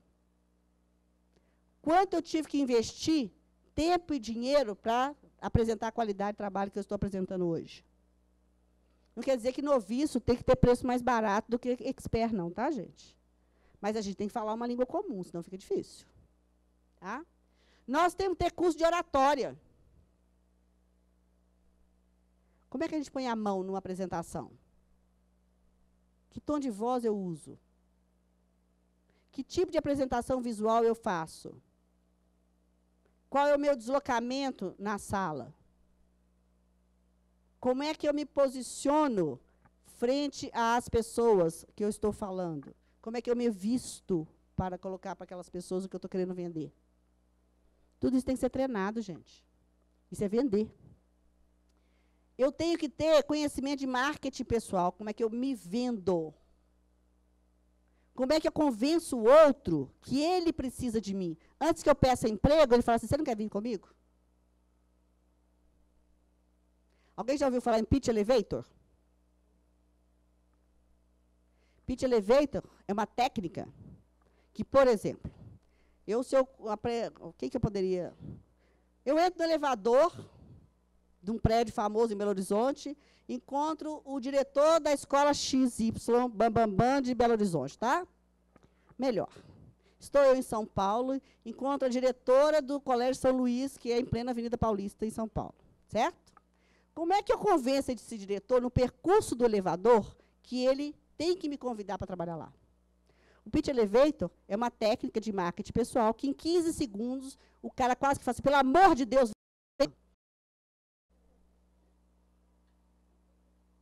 você tem que ser treinado. Você tem que ser treinado. Não dá para você aqui. Você pode marcar. Gente, vai dar para a gente falar assim, ó, diretor do Colégio São Luís, você marca para mim um horário? Ele vai olhar para mim e vai rir, né? Quem és tu, Coriolano, para pedir um horário para mim que eu sou empregado de trabalho? Concordam? Então, eu tenho que convencê-lo, num tropeção, de que ele precisa de mim. Eu tenho 15 segundos para isso. Isso é marketing. Eu tenho que ter endomarketing, técnicas de aproximação. Como é que eu chego no coordenador, que é dono, que está naquela escola há séculos, tem reconhecida expertise e eu estou chegando na escola? Ele tem que ser meu parceiro. Como é que eu consigo fazer... desculpa. Como é que a empresa vai crescer? Como é que eu faço a prospecção da efeito? Como é que eu aprendo a vender a efeito? Como é que eu convenço as pessoas que esta é a empresa para ajudar as escolas a trabalhar com a implementação de política de inclusão escolar? Será que se eu botar no jornal a logo vai adiantar alguma coisa? Não vai adiantar. Essa não é a melhor forma. Então, você tem que ter assessoria de comunicação e mídia. Ah, eu vou botar o Facebook. Isso é suficiente? Não dá a consistência que você precisa nas mídias. Porque todo mundo bota propaganda de tudo, né, gente? Por que a efeito vai fazer diferença? Como é que eu vendo isso? Então, gente, a meta desafio para terapia ocupacional que eu estou lançando e provocando já há algum tempo é construir uma possibilidade para o reconhecimento da especialidade TO nos contextos ou no contexto escolar. Para mim, esta é a grande meta desafio. As escolas têm que entender que precisam de uma equipe para trabalhar a inclusão. E que nesta equipe, o TO pode contribuir. Nessa perspectiva conceitual, mais do que operacional. Muito para além do operacional. Além disso, se a gente trabalha num sistema de clínica ou de consultório, como é que a gente pode fazer a escola repensar a ideia de que o conceito é maior do que a ação operacionalizada? Se esse é o seu modelo de trabalho hoje. Além disso, será que só existe esse modelo de contrato? Carteira assinada, clínicas e consultórios? Hoje, o nosso modelo é de prestação de serviço. Hoje, nós somos pessoa jurídica. Eu não sou funcionária de nenhuma dessas escolas. A nossa equipe não é funcionária de nenhuma dessas escolas. Ninguém tem carteira assinada. O que requer um outro modelo de gestão financeira nossa também. Então, a gente tem que aprender a lidar com isso também. A gente não tem 13º, não tem férias pagas, né? Entenderam? É outra gestão de negócio. Por isso tem lá o exercício da gestão de negócio. Aqui algumas bibliografias. O que nós queremos é construir as ações em conjunto. Vamos bater um papo. Obrigada. E o nosso contato está ali. Obrigada.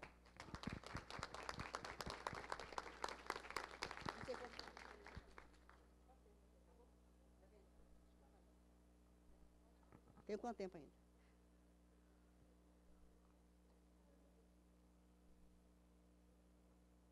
Perguntas, comentários, concordâncias, discordâncias.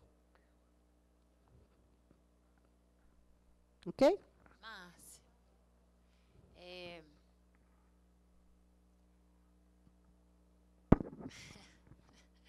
olha só, fiquei aqui pensando que a gente está diante de um grande desafio, né? Uma mudança radical aí de modelo de atuação. E mexe com questões políticas assim da construção da escola que a gente tem hoje, né? Você propõe uma diferença no organograma da escola, de vertical. No organograma, não. No movimento da escola. O organograma hoje é vertical e você quer que ele se movimente horizontal. Olha só, que coisa, assim, quando a gente pensa em inclusão, a gente só tem 52 anos que a gente começa a conversar alguma coisa. A gente vai lidar com séculos e séculos de exclusão, é uma coisa extremamente nova, um embrião, eu diria. Só para a gente não ficar muito assustado, assim, que eu acho que em termos de, reconhecendo em nós, seres históricos, eu fiquei com vontade de saber, Márcia, assim, para uma mudança grande assim, de paradigma, se você conhece cientificamente alguma coisa que diz do tempo para uma mudança tão grande, sabe? Assim, porque é uma mudança muito grande, assim, é uma desconstrução de coisas que levaram séculos e séculos para serem construídas. E a gente começou a falar de integração em 1965, ou seja, só 52 anos. E aí o que é correto, e eu também acredito que a inclusão só vai poder ser real e até para a gente parar de falar em aluno de inclusão, para a gente falar somente aluno, é uma desconstrução de conceito de escola mesmo. E aí, tem alguma coisa na ciência que fala, olha, para a construção de, né, assim, como que a gente vai se movimentando historicamente, qual que é o tempo que isso leva, se tem, se não tem? Adriana, quando você lê sobre gestão de processos, esse tempo varia com a comunidade envolvida, com o quanto que a instituição investe nisso, tempo, hora, mão de obra, tá? O quanto que ela quer de fato. Então, você tem processos que variam de 5 a 20 anos para você implementar a rotina. De 5 a 20 anos para você implementar a rotina. Até porque, vejam, há escolas, eu comecei dizendo disso, há escolas que começam com a ideia do macro. Eu quero agora começar a atender os alunos com a perspectiva da política de inclusão. Esse é um caminho. Aí você tem uma gestão de processo diferente daquele que aciona a gente porque tem um aluno que entrou agora que é cadeirante, por exemplo. Eu preciso de alguém aqui para ajudar porque esse menino é cadeirante. A gestão é do micro para o macro. O outro é do macro para o micro, você está entendendo? Então, isso tudo requer do profissional ou da equipe, e eu acho que a equipe disciplinar é bacana, é exatamente essa ideia de mexer na estrutura com cuidado para não criar indivíduos refratários ou uma instituição refratária. Por isso que, quando você faz análise SWOT, você tem que saber muito bem quem é essa equipe que você tem, para você saber a velocidade que você vai, com que articulações que você vai, para você não criar resistência. Agora, é lógico, gente, que a turbulência vai ter. E, se não tiver, é grave. Porque é como se a gente não existisse. Então, a gestão da turbulência é que tem que ser muito bem pensada. Então, na gestão de processo, há relatos de 5 a 20 anos. Você foi convidada por uma escola para pensar do macro para o micro? Você conseguiu vender isso? Assim, ou foi convidada? Ô, Adriana, deixa eu te contar uma coisa. Eu tenho um parceiro, meu amigo, que está OLX. ali, ó. Tem um parceiro amigo meu que está ali, que vocês vão ouvi-lo falar daqui a pouco, que eu falo que ele é meu maior amigo inimigo, que ele mora no meu coração. Está ali, doutor Maurício Leopoldino, mora no meu coração. Eu amo e odeio esse homem do mesmo jeito. Porque foi a partir de um desafio que ele nos fez, no ano passado. A história começa assim. Eu quieta, tranquila na minha aposentadoria, querendo viajar a passeio, menos a trabalho, mais a passeio. E o doutor Maurício me chamou para construir um workshop, porque eles trabalham com expertise para defender as escolas. E o escritório deles tem uma expertise, tem um network muito bacana de escolas. E a ideia era trabalhar com essa LBI. E aí eu disse para ele na época, doutor Maurício, você é louco? Você é amigo das escolas e eu sou dos alunos. Você está entendendo? A lógica era inversa. Mas foi uma das melhores parcerias que a minha vida trouxe de presente, foi essa parceria com o escritório do Dr. Maurício Leopoldino, que vocês vão ter a oportunidade de escutar daqui a pouco. E aí, a partir daí, quando a gente começa a conversar que a inclusão é possível, e sai da lógica da escola, que a questão é financeira, porque a escola falava isso. Como é que nós vamos colocar esses meninos se a gente não tem dinheiro? Precisa de dinheiro, precisa de dinheiro, precisa de dinheiro. E a gente começou a trabalhar com mudança de comportamento. E as escolas começaram a ficar curiosas com isso. A partir dali, isso foi em abril ou maio do ano passado, aproximadamente, né? E aí as escolas começam a me convidar para falar um pouco do que a gente estava pensando sobre inclusão na perspectiva da mudança de comportamento e não necessariamente investimento financeiro. Isso é mínimo. O preço maior é a mudança da concepção. E aí uma escola de grande porte, de uma rede enorme no Brasil e no mundo, me convida para desenhar um projeto para eles. Eu desenho esse projeto para eles. A demanda começa a aumentar muito no segundo semestre do ano passado. Aí a gente forma esse time de TOs. Outras escolas começam a reverberar, porque estão vendo que essa escola está funcionando de outro jeito. A própria rede começa a ficar incomodada. Eu acabei de voltar de setembro para cá, eu já visitei 3 escolas da rede no Brasil. Fazer videoconferências no mundo, porque essa escola tem escolas da rede no mundo. E a gente começa a conversar sobre o tema. E aí começa a reverberar em outras escolas. A partir daí, a demanda não para mais. E aí eu começo sendo convidada. Todas as escolas, eu estou sendo convidada para entrar com a minha equipe. Às vezes a partir do macro, às vezes a partir do micro. Tá? Mas você tem que ter noção, de novo, de como é que você vai fazer essa gestão, para você também não fazer uma resistência e não ter o problema dessa ideia da operacionalidade, do operacional demais. Entendeu? Porque a nossa proposta é sempre macro. Então, essa é uma filosofia da equipe. É trabalhar na perspectiva macro. Mesmo que a gente entre a convite na perspectiva do operacional. Agora, nós estamos numa rede, por exemplo, que o nosso desafio, nós acabamos de fazer o diagnóstico da equipe e o diagnóstico de um segmento da escola. E a gente tem, essa semana, que eu não sei que horas que a gente vai desenhar, mas a gente vai ter que desenhar a proposta para poder entrar na rede, a partir desse diagnóstico dessa equipe, entendeu? Então, assim, a gente, inclusive, nós estamos com um problema de prospecção. A Efeito não está fazendo divulgação do trabalho dela, não, porque a gente não tem fôlego ainda para dar conta, não tem tempo para a gente dar conta da demanda, entendeu? Então, nesse quesito, a Efeito está parada nesse momento. Nós estamos trabalhando com as outras perspectivas, mas da prospecção a gente está parado, porque a demanda está muito grande. Eu viajo muito, a gente dá curso, a gente faz diagnóstico de instituição, nós estamos o tempo todo assim, viajando. Não bastasse as que nós estamos aqui em Belo Horizonte, pontualmente. Então, emprego tem, tá, gente? Isso que eu ia falar. Márcia, queria agradecer, que é sempre bom ouvir você. Obrigada. Sempre estou aprendendo, toda vez que eu ouço você falar.